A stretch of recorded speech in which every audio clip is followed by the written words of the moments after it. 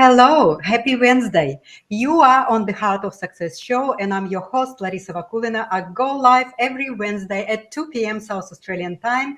And here on this show, I share with you tips, tools, methods, techniques, how you too can create a very successful, happy life in all areas of your life. And today is a special broadcast. Not only it is number 60, but because I have a very special guest here with me today, Jane Donovan. She is an amazing person that connects communities together. She loves working with people and being with people and create amazing environment for them. So she's a love coach.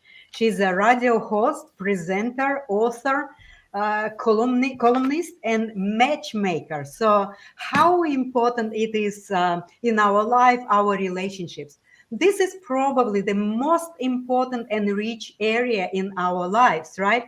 But how much we sometimes neglect it and how much we kind of put it behind all our other commitments and things like that. So today we're going to have an amazing conversation with Jane because she's an expert in this area. And I would like to ask Jane, how did you get into this area of your passion or expertise? When I was reading your profile, I could feel the energy of the passion.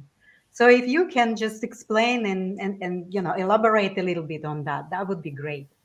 Yes, of course. Well, first off, Larissa, thank you so much for having me and for that beautiful interview. I hope the conversation lives up to the expectations.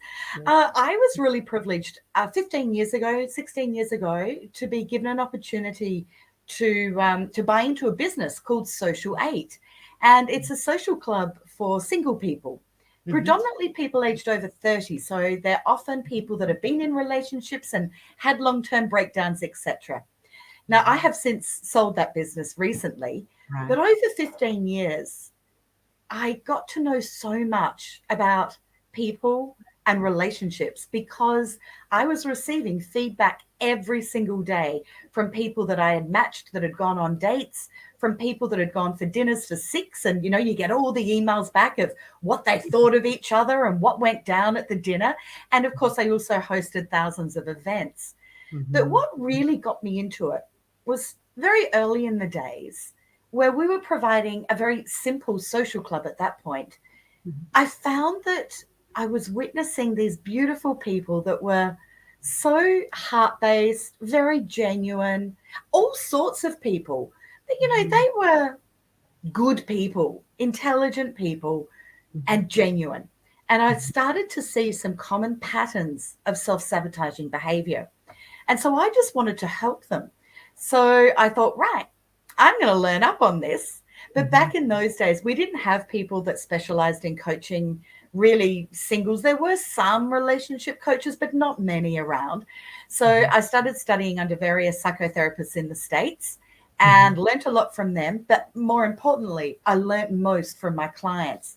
But I had this very willing group of people that I could try my theories on and see if we could help them to really move through and achieve what they desired, which was beautiful, healthy, lasting relationships.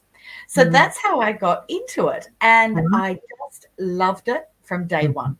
Yeah. Well, I could feel this passion in your description of who you are. And also, it is a real life experience, right? That's where we actually learn. We better learn from these very real experiences in our life and how we observe and how we see how people interact. And this is really a life student, I would say, right? Like me, I'm always try to observe and see how people, how they behave, what they do. And this is the best learning, I believe. And when I was reading your profile, I was really intrigued by a few of the descriptions here. And your clients call you the magician.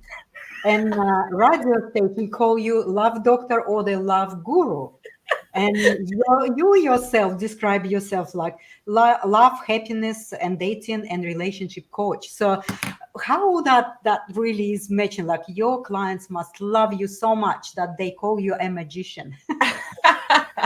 We all have our gifts everybody has their area of specialty or their superpowers that we bring to society.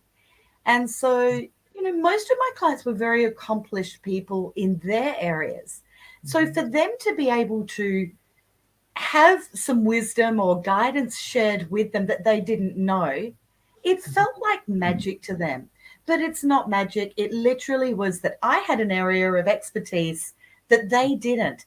But my kudos goes to them because they had the ability to recognize that they didn't know what they were doing in a certain area of their life. And they had the intelligence to actually seek guidance. And so often we don't, you know, but when we can open up and think, well, I don't know this, but I want to learn this. There's so many avenues that we can receive guidance and help from. And you know, in their world, it felt like magic, but it wasn't really.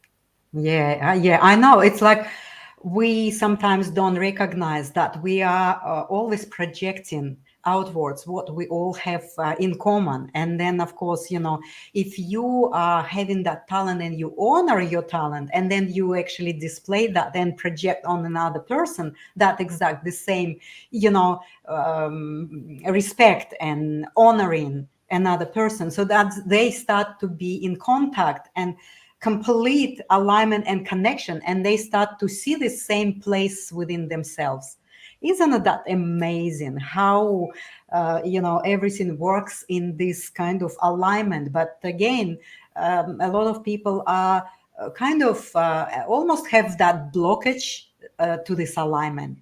They basically almost consciously choose not to see what is in the front of them, right? And how do you deal with this type of things? How do you, what techniques and strategies do you use? Because you author as well, you must most likely wrote I didn't read it, unfortunately. I will after, you know, after our interview. But how do you deal with this? Like if people really want, but at the same time they have a great resistance, and how do you encourage them? Look, I think it's natural that to be vulnerable takes a lot of courage. All of us have had hurts in our past, and nobody really wants to be hurt again. And whether it is from a therapist or coach that could say something that they think is going to cause them pain, or whether it's from the opportunity of going out and engaging in a relationship or relationship with anyone. This isn't just about couples. You know, this is about relationships with family, with co-workers, with friends, community, etc. So I start by helping them to recognize there really are only two emotions or two categories of emotions. We are either in a fear emotion or we're in a love emotion. So if people are feeling sadness, anger, frustration, they're all fear-based, low-level, low-vibrational-based emotions. And if we're feeling happiness, joy, excitement, tranquility, peace, they're all higher vibration, love emotions. So the first thing is to recognize that if there is any disconnection at all, any resistance at all to any opportunity in life at all, it is always because we are coming from a base of fear.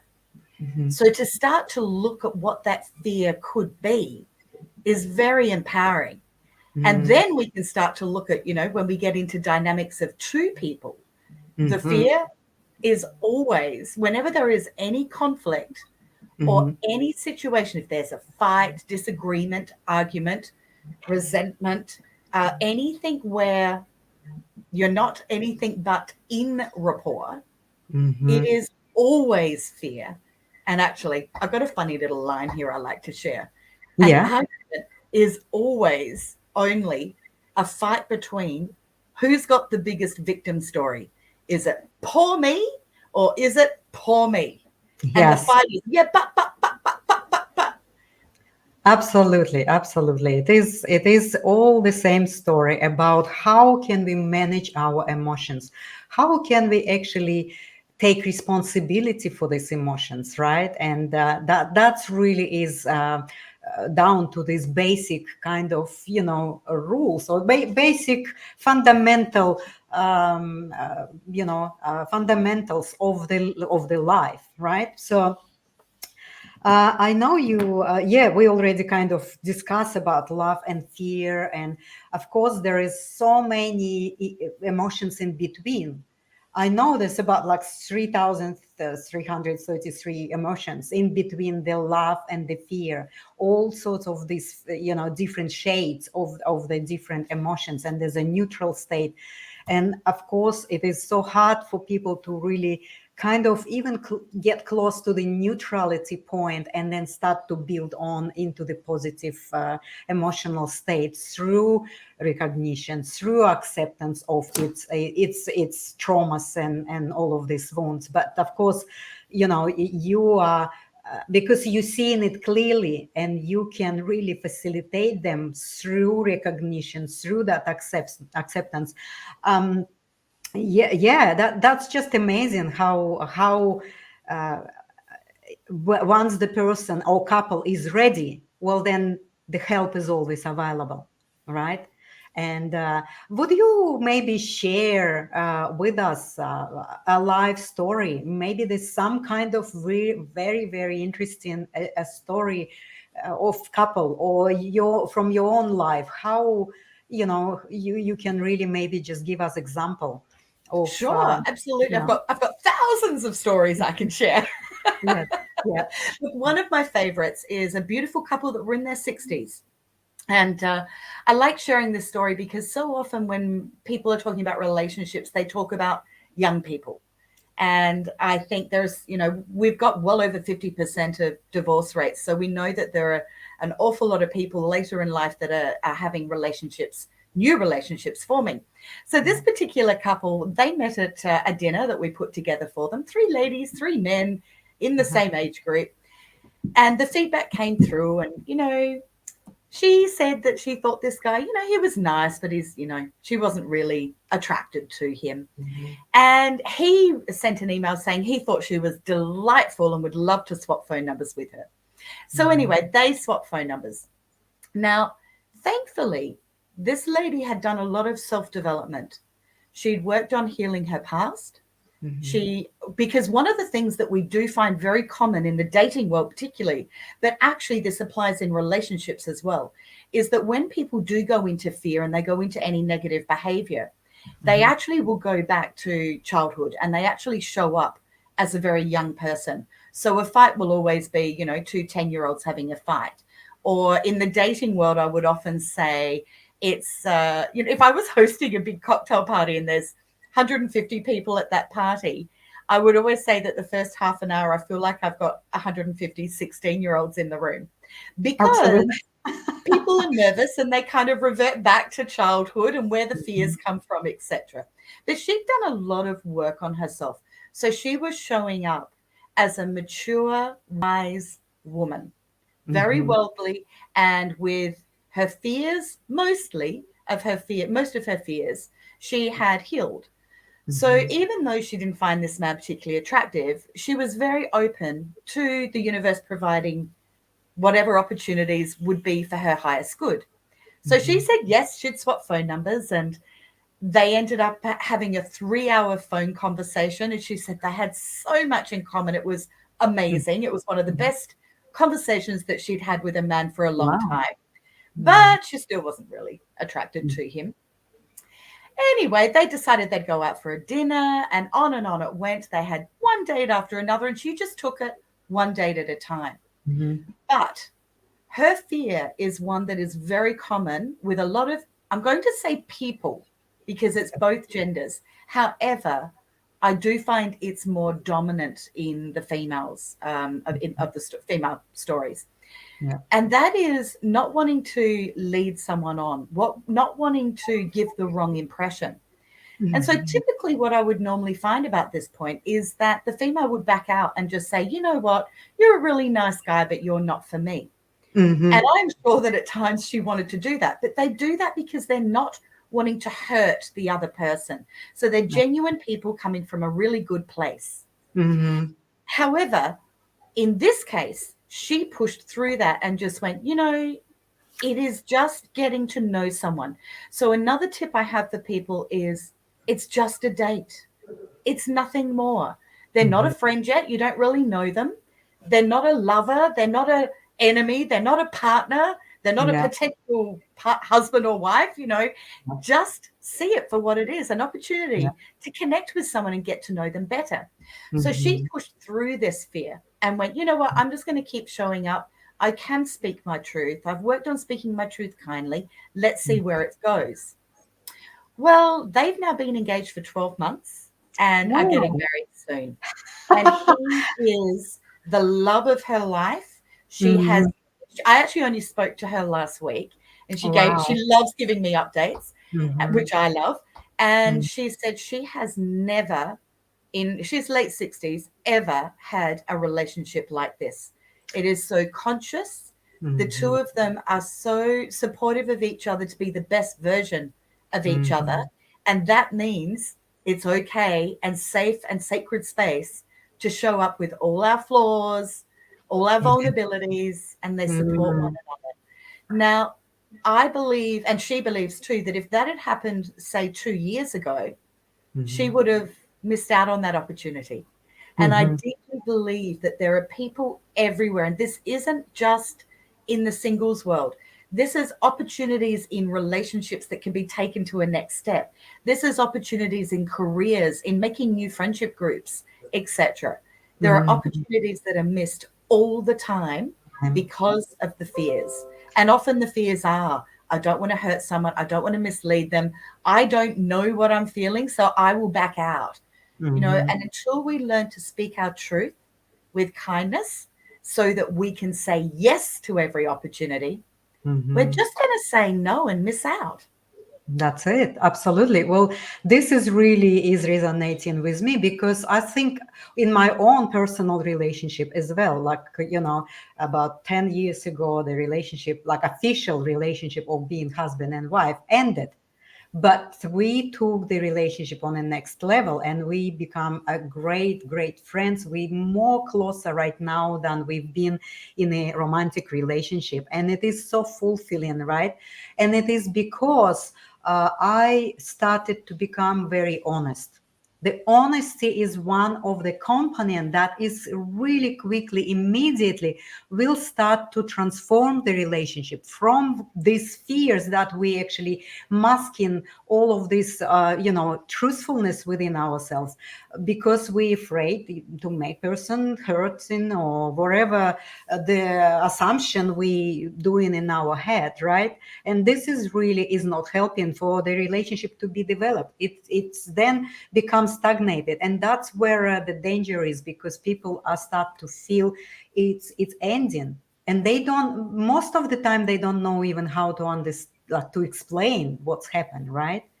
So that's really, and I'm sure you have like hundreds of amazing stories of, people creating a very fulfilled and meaningful relationships, and that's what is really important. And people need to seek help, right? They need to look at people who can help them, and that's another a myth, I would say, that in our society people are holding on and holding this energy flow into them without reaching out for the help, for to let other people, experts and specialists, to look at it, right? And that's where is, I think, the transformation needs to happen in not only in a relationship, in all areas. But as you said, if it is a problem in the relationship, we need to look at other areas of our lives because it's all connected. If there's a problem in a relationship, there's a problem in, in business, in professional life, in all the other relationship will probably have the same pattern, right? So that's how I see it. And it's amazing how,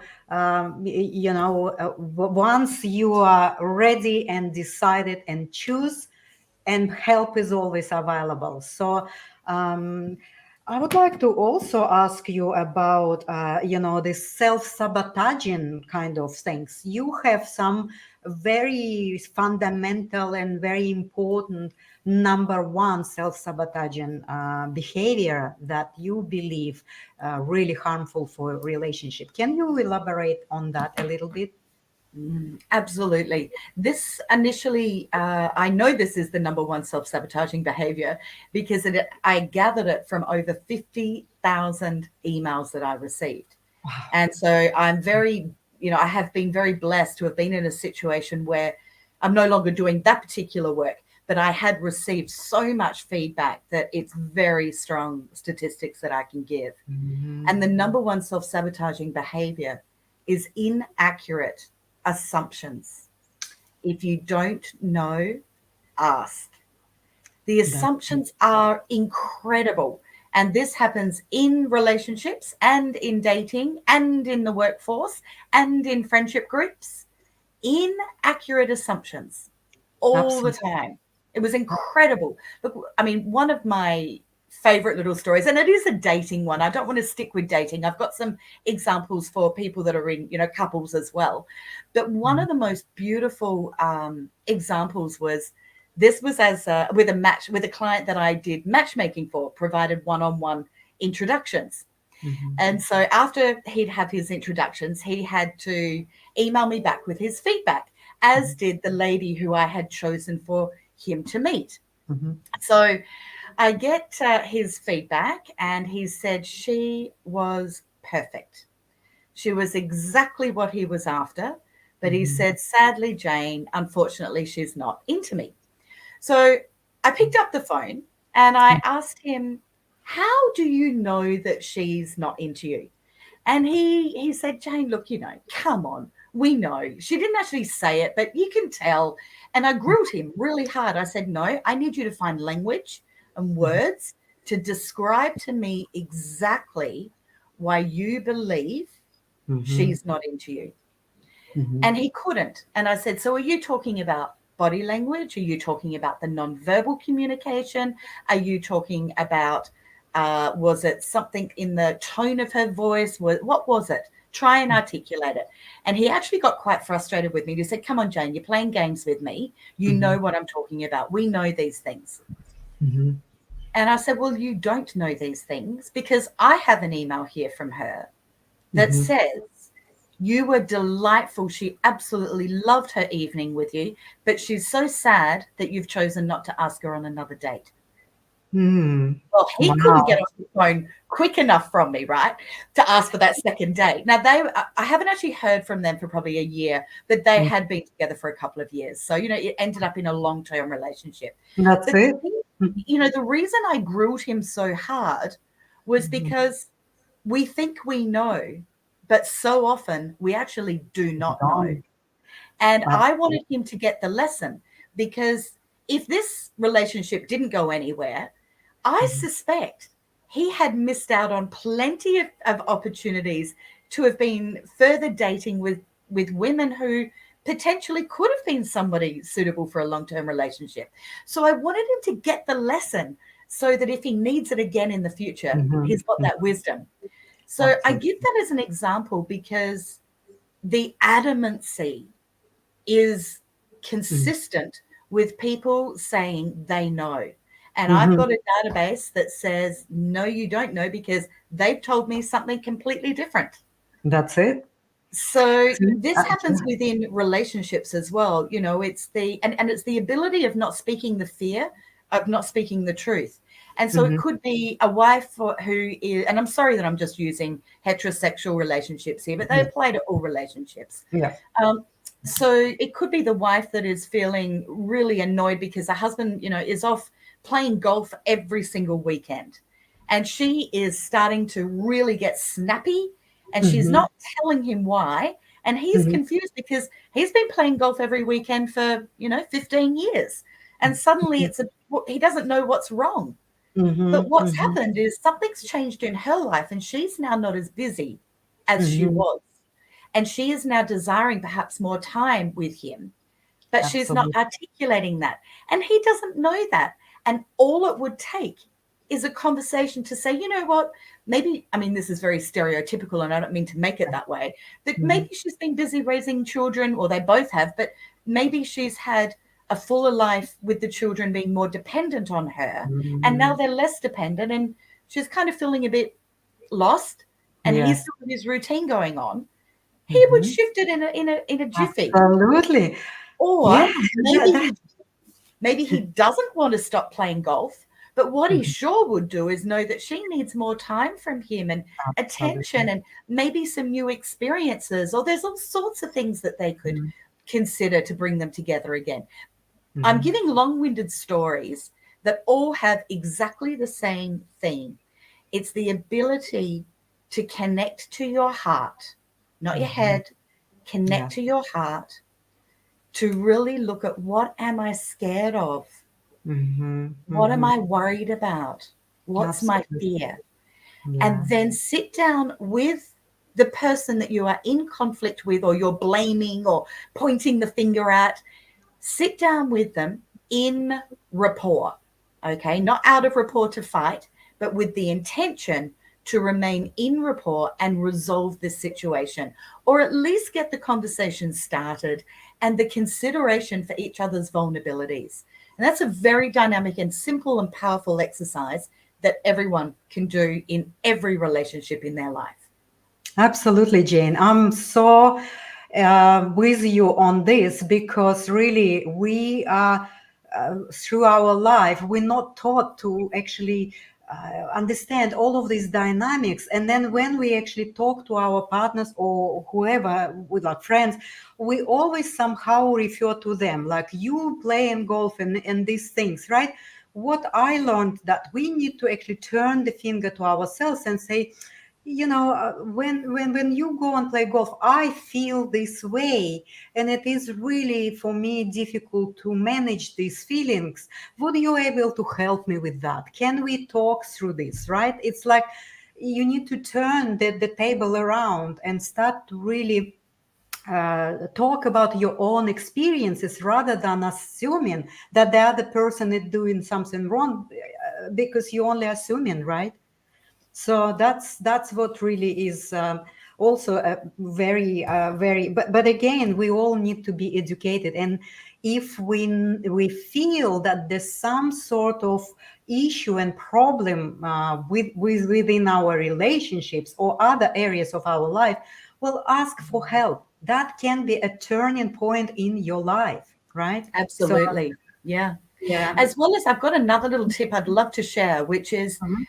often by the time voices are spoken, things have often got a bit bitter, nasty, resentful. The energy has got quite harsh. Mhm. And so it is hard for people to get into that place or that intention of wanting to be in rapport. So it's very easy that people can become triggered really fast, and it escalates into, a slinging match of words, instead of being a constructive conversation of two people who do love each other, that have lost their way a little bit, that are wanting to get together and support each other. So one of the key exercises is so simple. And I know, as I say this, I'm going to feel all your listeners rolling their eyes going, that is so weak. But I guarantee, if you do this exercise, you cannot help but have a massive energetic shift. So I'm going to say it. Whoever you are having strong feelings about that are not full of love, I want you to write a list of all of the things you are grateful for about that person. And it could be the little things. So, if I was to use my husband, it could be, well, he knows exactly how to make my cup of green tea not too hot and not too cold. That's a little thing. It could be a big thing. He's always supported whatever crazy creative venture I'm going on next. He'll always go, yeah, of course, go for it, do it. How can I help, right? There's big things, there's little things, but that list needs to be really long. And you work on this list every day, you add to it. So you start with what your natural observations are. And the harder you find to write this list, the more resentment, anger, fear, you're in. will start to come up. Yep. Yes. So push through it and get to that good stuff. Now, Mhm. this is not about minimalizing the situation. Mhm. This is about recognizing what you actually do have before you go in to deliberately destroy it. Mhm. So what I have found is that when I've had conversations, actually, I've had some great ones in business with people that I've been in real conflict with. Mhm. And this exercise every single time has resulted in a win-win, Mhm. because my energy softens. Instead of being defensive or on edge or, nervous and not showing up really with a heart-based open connection, this will completely shift that. So you can Mhm. do it in every area of your life, but to do it in your relationships and to Mhm. continue to add on to it as you observe new little things, and Mhm. you'll be surprised that when you choose to give your focus to wanting to see the good in another, how much is actually there. And that, Mm. list should end up being 2, 3, 4 pages long.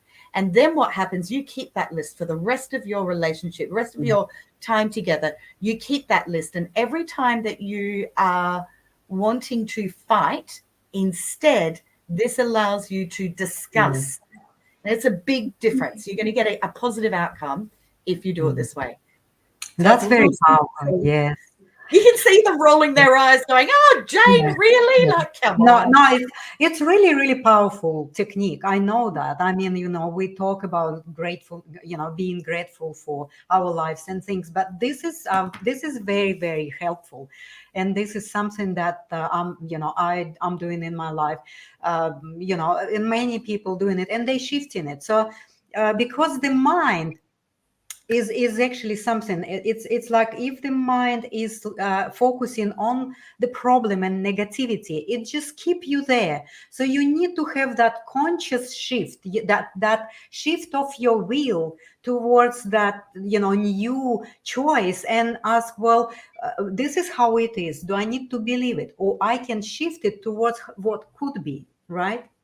What could be there? How can I shift that focus from that problem that my mind is only kind of having in that very limited perception? How can I shift it into the unlimited, right? That's another technique which based on gratitude. Yes, very, very, very Absolutely. And powerful. that's, self-empowerment. What we want to do is take our power back, not give Mhm. our power away to other people. Taking our power back doesn't mean that we hold and lord over the top of someone. We are neither over the top nor underneath anybody, Yes, but to be side by absolutely. side. And I love what you've said. Beautifully said. Yeah. Yeah, absolutely. Well, I think we kind of maybe we'll start. We'll offer. We'll have another topic about. You said you need to own your stuff. So this is again, this is go to responsibility and how that play in a relationship. That's really interesting, because this in a relationship we go through this space where we share in this energy, and if energy is very destructive and very sharp, it is really hard to get yourself into the space of, okay, well, what is here for me to take responsibility for my part, even if my part only 2% or 1%, how can I take responsibility for that, right? So, and I think you have the solution for that, like, strategy. Well, you're right. And I know that you've already done this because you just shared that, when your relationship ended, I think you said 10 years ago, Mhm. that now, you're best friends, or you've got a great relationship now, but a friendship relationship. And absolute kudos to you. I call that, and there is a term kicking around that is conscious uncoupling. That's And it. it is so important to really do your best to consciously uncouple wherever necessary, wherever you can. We can't control another person, but if Mhm. the intention can be that, particularly, if people are separating and there's children involved, that is the biggest gift that you can give to your children. The owning Absolutely. your own stuff is knowing that you cannot be triggered without it being your stuff. That's it. Okay.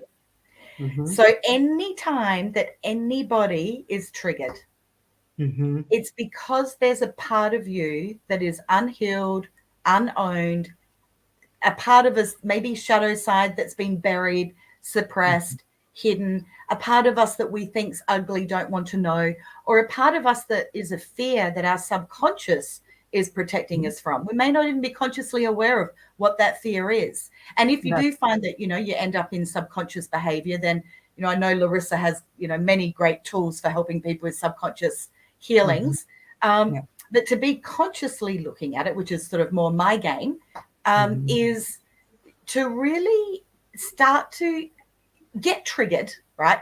Get triggered, feel the Yep. feels, own the feels, do whatever you've got to do. Try and not damage another. Try and step away as quickly or as graciously or easily as you can. And then really look at, what am I scared of? What is going to happen here? And, it can be really simple. Let's look at parenting. Let's look at those relationships.